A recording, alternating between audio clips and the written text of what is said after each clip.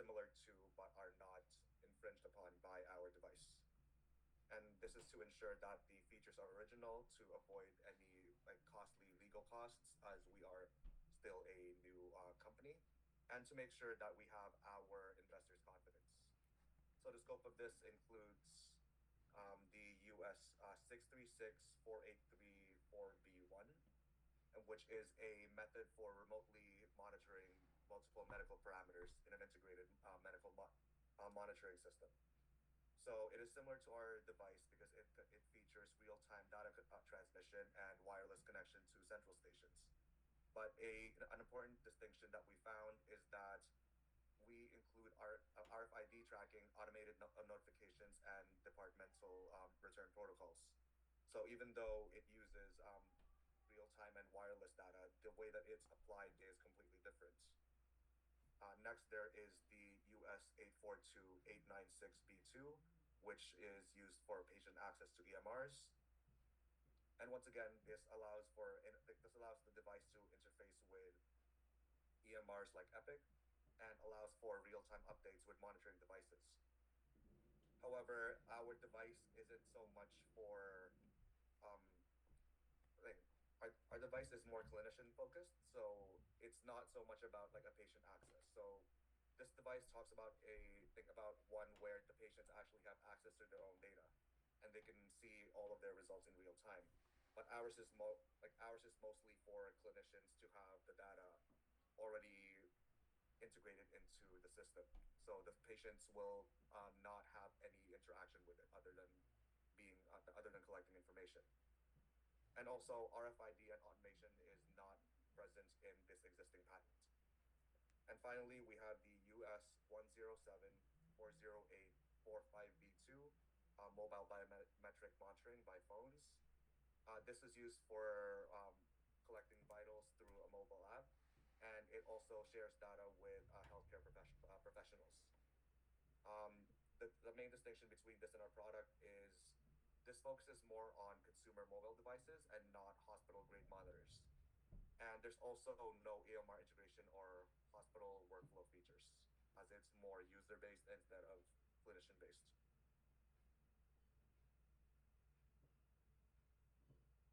So when it comes to design for manufacturing strategy, it is important to understand the supply chain issues that can arise during the product development process.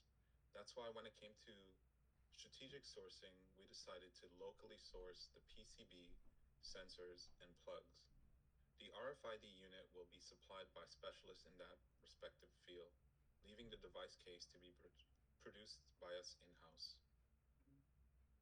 The estimated manufacturing costs, you can refer to the bill of materials for a full breakdown, and it was based upon the initial batch of 250 units. To reduce the component costs, net shapes will be produced in-house in its entirety.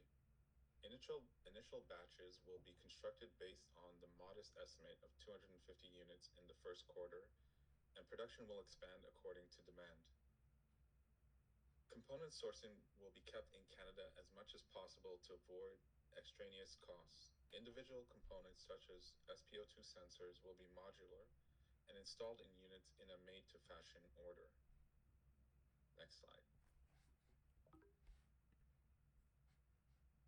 Okay, so for DFM reduction in cost and efficiency, to reduce the cost in assembly, we made the design choice to have snap-to-fit frames as they would not require any tools. Next, we went with a standardized PCB for easy repairs and plug-and-play sensors for quick installation. To reduce the supporting costs in production, critical parts like the PCB will be secured with Torx screw, while other attachments will use different size Phillips screws. A frame indent will be designed in each component to ensure they are properly secured, reducing errors in assembly. We also have in-house testers who will perform a functionality test to verify that the units are in working order. The units will also have built-in self-diagnostic software to aid in catching any problems before heading out to the purchaser. To reduce the logistical costs, the product design will be compact, using minimal packaging constructed of secure cardboard to lower the shipping weight. It is important to us that supply chain and manufacturing processes take place in the regional areas where the units will be sold. We will be consulting with regional manufacturers and freight carriers to avoid tariffs. That would increase the cost of the device as much as possible. DFN on market impact. Design quality can be maximized through a two-pronged approach that combines automated assemblies with a technician-driven verification process. This will help us to detect and reduce defects and recalls. By using standardized parts, this will ensure that the units are easy to replace and repair while being compliant with industry standards. Locally sourced parts and services may make the final product more affordable for the purchasers, as for hospitals and clinics. Additionally, the modular design of the final product allows for the client to customize the features that they desire, which can lead to further savings. The streamlined manufacturing process and locally based suppliers can reduce the time it takes for the product to reach the market. Next slide. As you can see in our concept scoring chart, size, durability, connectivity, modularity, memory, and cost are criteria that are important to our users, with durability being the most important feature they would like from the unit. The results were tallied based on advantages and disadvantages and ranked according to their final score. In the end, Design B was selected due to it outperforming the others in durability, memory, and cost. Next.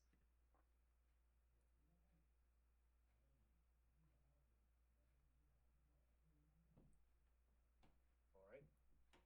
We're now going to take a closer look at the concept scoring results that informed the decision we made for our final product. If we're following the initial screening, we performed an unweighted evaluation of each design, with each design option that we took, using a success criteria like durability, modularity, connectivity, memory, and cost. Each of these criteria were assigned a weight based on its importance and relevance to clinical environments. Looking at the table, we can see how Design B achieved the highest total score, mostly due to the strong performance in durability, modularity, and cost efficiency.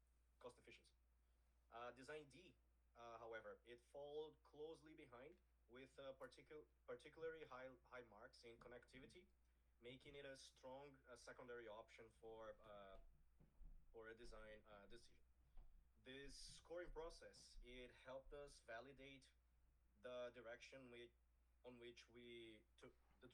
took with the GRX 79 PT by clearly identifying our strengths and our weaknesses, and allows us to be able to combine the best elements of the top designs to create the product that balances both function, flexibility, as well as cost.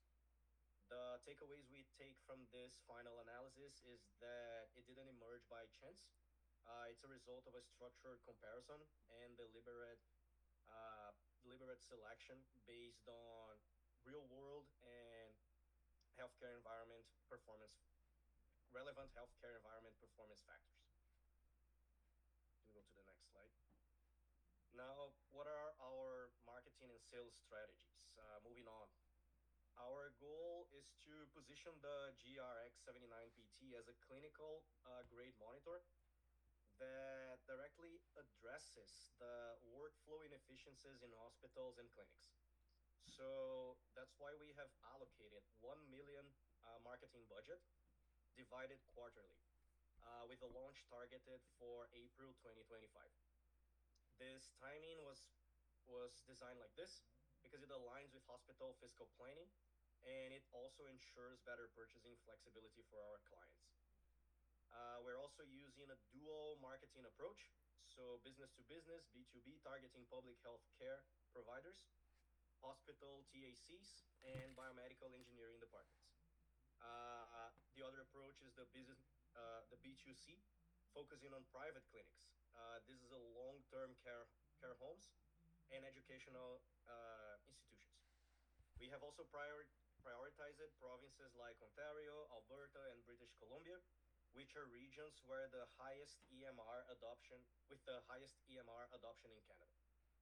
Because our monitor integrates seamlessly with systems like Epic, this feature will provide a major value proposition for both sectors.